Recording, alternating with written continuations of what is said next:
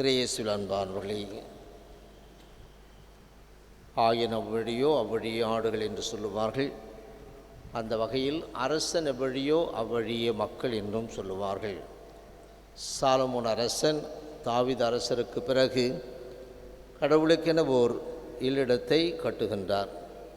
கட்டிய பிறகு அந்த பலிப்பிடத்தை நோக்கி அவர் நின்று கொண்டு இஸ்ரேல் சபையார் அனைவர் முன்னிலையிலும் வானத்திற்கு நேராக தம் கைகளை உயர்த்தி ஜெபிக்கின்றார். அரசன் கோவிலை கட்டி மக்கள் நீங்கள் ஏதாவது பண்ணீங்க என்று விடவில்லை.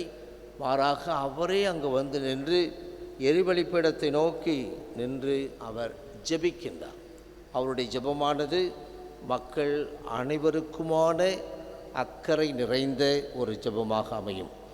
அக்கறை இல்லாத அரசர் கிடையாது. எனவே தான் உமக்கு என்ன வேண்டும் என்று கடவுள் தோன்றி கேட்டபோது, எனக்கு பொன்னோ பொருளோ நாடுகளோ வேறு அரசுகளோ எனக்கு தேவையில்லை, மாறாக ஏராளமான மக்களை என்னிடம் ஒப்படைத்திருக்கின்றீர். இவர்களை நல்வழி நடத்துவதற்கு வேண்டிய தூய ஆவியின் துணையை கொடுங்கள், ஆவியின் வல்லமையால் என்னை நிரப்புங்கள், அந்த ஆவியின் முதற்கொடையான ஞானத்தை எனக்கு கொடுங்கள் என்று கேட்பார்.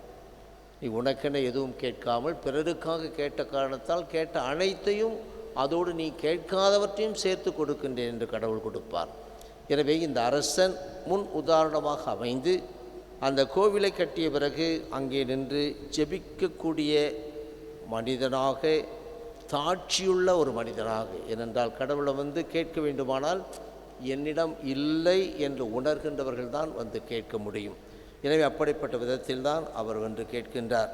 அவர் கேட்பதெல்லாம் தனக்கு மட்டுமல்ல, எல்லோருக்குமான ஒன்றாக அமைகிறது. இவ்விடத்தில் நீர் என் வேண்டுதலை கேட்பதற்காக உயிரோடு இருக்கின்றீர், இரவும் பகலும் உமது கண்கள் இதை நோக்கி இருக்கின்றது என்பதையெல்லாம் அவர் வெளிப்படுத்துகின்றார். ஒரு கோவில், அந்த கோவில் என்பது என்ன, அங்கு எப்படிப்பட்ட உயர்ந்த பிரசன்னம், மரியாதைக்குரிய பிரசன்னம் இருக்க வேண்டும் என்பதை அங்கே உணர்த்த அவர் சிறப்பாக அந்த வார்த்தைகளை சொல்லி ஜெபிக்கின்றார். இப்படிப்பட்ட இடத்தை பற்றித்தான் ஆண்டவரே உமது உறைவிடம் எத்துணை அருமையானது, அங்கே எல்லாருக்கும் இடம் கிடைக்கிறது, குருவிகளுக்கு கூடும், தகவிலான் குஞ்சுகளுக்கு தாங்கள் குடுகளை வைப்பதற்கு வேண்டிய உறைவிடமும் கிடைக்கிறது என்று சொல்லப்படுகிறது. இப்படிப்பட்ட உயர்வான உறைவிடம், தங்குமிடம், புகலிடம்தான் இந்த ஆலயம்.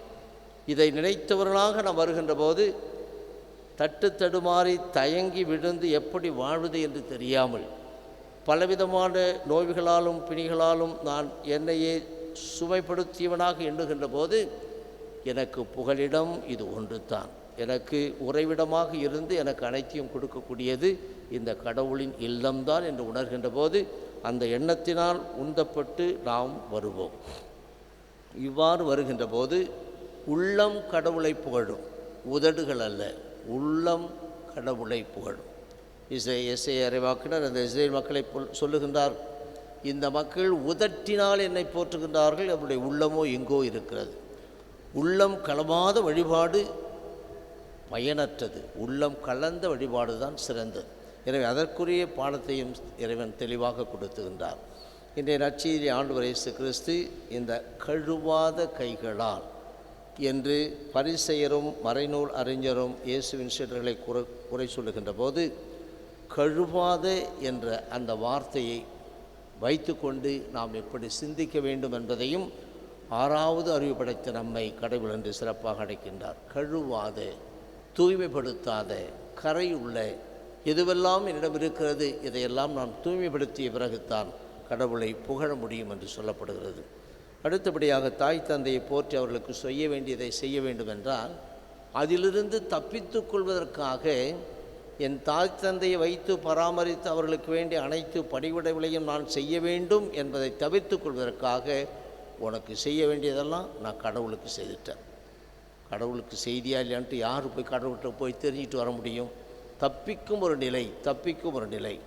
கடவுளுக்கு செய்துவிட்டேன், கோர்பான் ஆயிற்று, எனவே உன்னைக்கு நான் செய்ய தேவையில்லை என்று பெற்ற பெற்றோரை கைவிட்டு விடலாம் என்ற மரபுகளை அவர்கள் பிடித்து கொண்டு வாழ்ந்த காரணத்தினால் நீங்கள் மரபுகளின் பொருட்டு கடவுளின் வார்த்தையை பயனற்றதாக்கி விடுகிறீர்கள்.